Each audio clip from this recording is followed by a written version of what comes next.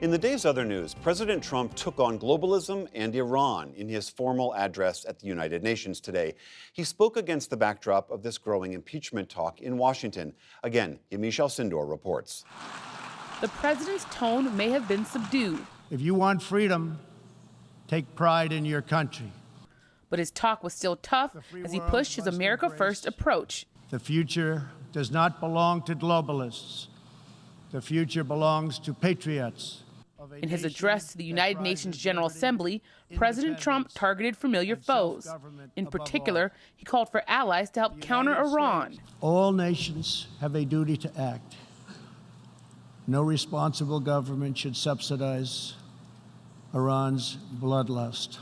And he called out Chinese trade policy. It has embraced an economic model dependent on massive market barriers, heavy state subsidies, currency manipulation, product dumping, forced technology transfers, and the theft of intellectual property, and also trade secrets on a grand scale.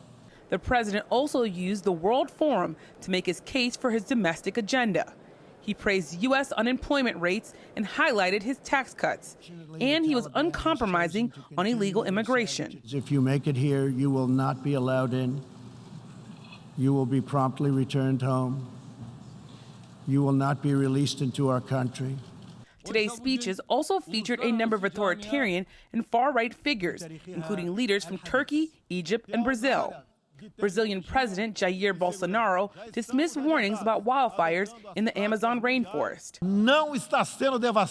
The Amazon is not being devastated, nor is it being consumed by fire, as the media misleadingly says. Meanwhile, President Trump did meet with one traditional ally, British Prime Minister Boris Johnson.